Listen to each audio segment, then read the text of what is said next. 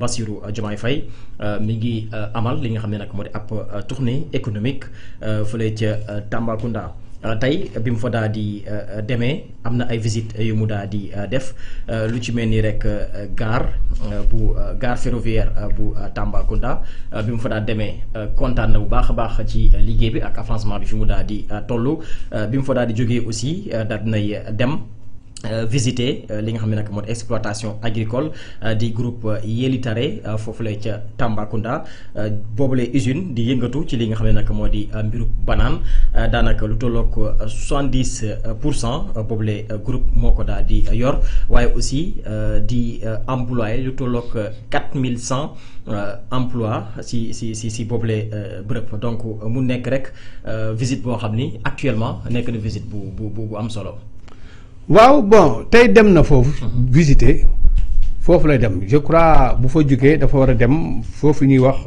Kédougou c'est la visite là c'est entre Tambacounda ak Kédougou visite bi mu dem tey bi mu ñëwee il a été accueilli par les autorités administratives yi fa nekk mais aussi les autorités territoriales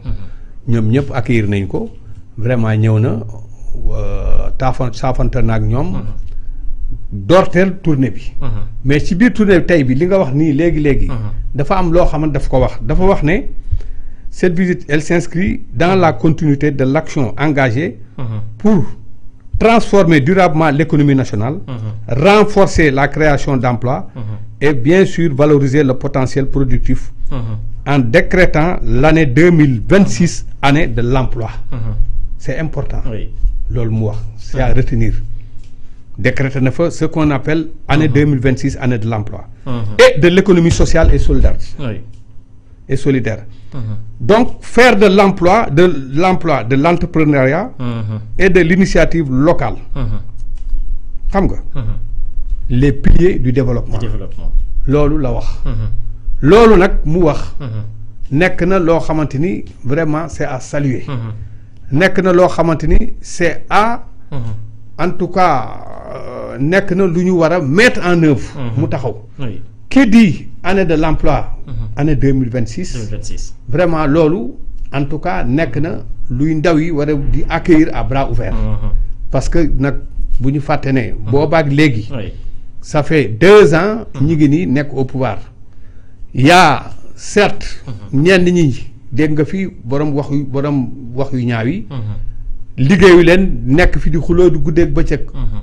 réew mi dafa soxla liggéey xale yaa ngi nii kenn liggéeyul kenn deful dara alors que jubluñu ci dara lu dul wax ju ñaaw pendant que ñuy wax loolu l'État mu ngi doon liggéey chaque fois fu ñu toll ci liggéey bi daan nañ communiquer di ko wax tey nag bu président de la République demee Tamba dans le cadre d'une visite de travail waxaale fa décrété ne année 2026 moo nekk année de l'emploi d'abord ñun dañ koy jël nekk na loo xam ne dañ koy accueillir ak contenté mais accueillir ko ak contenté ba pare nag mu nekk di ko suivre fan la ñuy mujj ak ñoom parce que nag il ne s'agit plus di nekk rek ay slogan pour ñu koy teg ci kaw nit ñi après au finish du ñu gis dara te loolu yaakaaruma ko en tout cas donc loolu nekk na lu doy waar nekk na nag loo xamante ni man wax dëgg yàlla dama ciy kontaan bu baax a baax valoriser le potentiel productif en décrétant année 2026 année de l'emploi et de l'économie sociale et solidaire. Faire de l'emploi, l'entrepreneuriat et de l'initiative locale les piliers du développement kooku boo ko waxee daanaka presque wax nga lépp ça veut tout dire et lii yemul rek ci Tamba yemul ci Kédougou ci fépp la fas yéene law donc loolu nekk na vraiment lu ñuy kontaan bu baax a baax di ko bëgg bon disent que ne visite politique lay def mais pour l'instant d'après li mu jot a wax nii mënuguma wax ne visite bi politique def ci am na ci soubassement politique amagul lu mu mënti nekk daal c'est le président de la République qui se déplace dem nemmeeku ci ay régions am c'est le président de la République qui se déplace di wax ne il se déplace dans le cadre d'une visite privée d'une visite de travail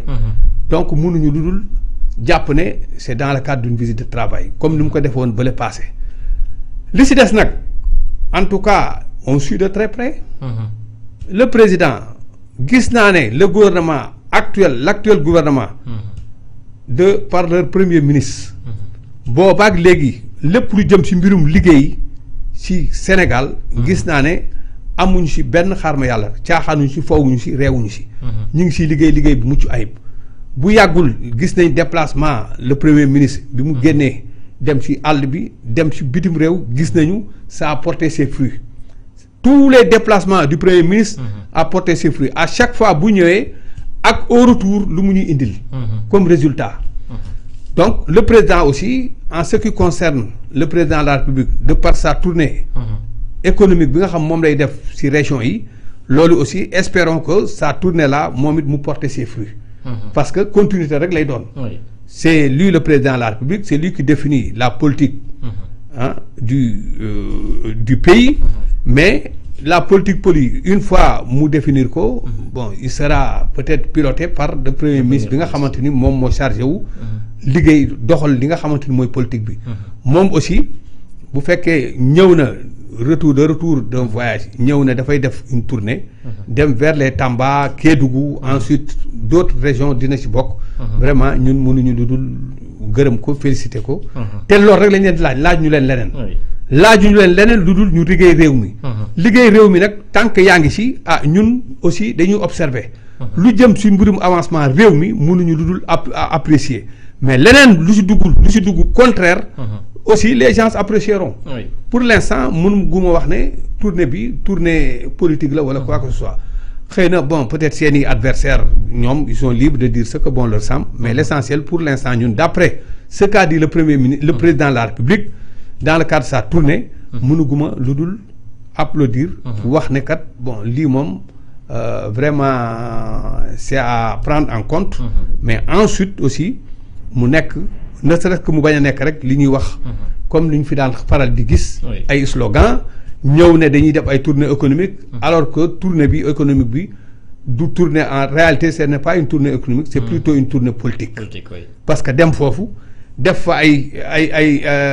conseil des ministres décentralisé digga fa région bu nekk nga digga fa tant de milliards te la nga fa diggee pratiquement foras dara xew fa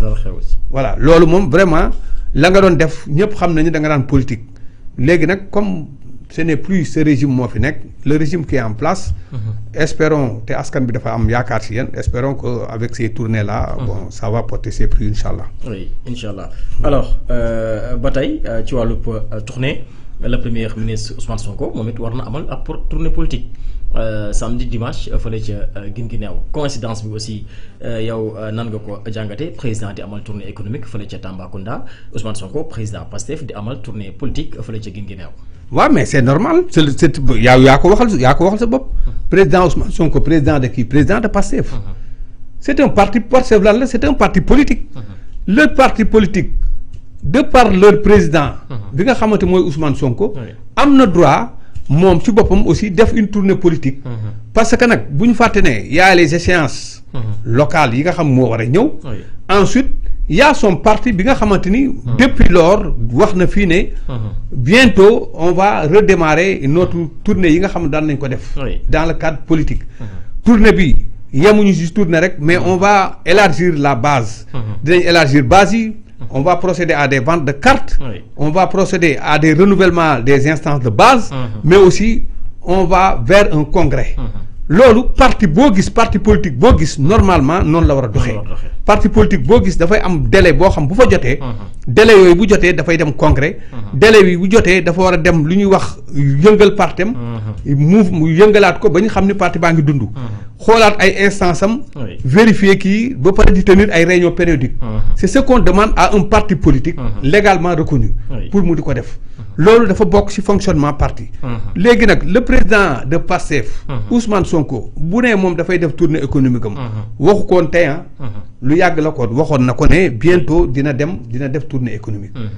ba Guinguinéo wax ne ñoom ñooy ñi nga xamante ni ñoom pare nañu pour accueillir ko je crois il va partir à Guinguinéo il va faire Guinguinéo pratiquement boor boobu yëpp lay def Guinguinéo ensuite après Guinguinéo il va faire 2 jours là-bas c'est le 7 et le 8 mais am na ci droit te nag wax dëgg yàlla ku ci gis leneen yaa ci bëgg a gis leneen c'est le premier ministre mais un premier ministre qui est chef d'un parti est-ce qu'il n'a pas le droit dans le cadre de sa tournée politique mu ne def dans le cadre de la vie de leur parti mu ne dafay def une tournée politique qui n'a rien à voir avec la tournée économique bi nga xamante ni moom le président de la République def dégg naa ñuy wax naan dafa moo waroon jiitu président ba fële dafa waroon ànd ak moom def di mais non y a ces ministres qui sont là-bas oui bien sûr xanaa kon ba muy dem fële ca Maroc tout récemment dans le cadre d'une visite de travail xanaa kon dañ mun ne xanaa dañuy wax ne kon dafa waroon ànd ak président bi wala lan xam nga y a des choses yoo xamante ni man du ma siy faral di bëgg di fiiw bu trop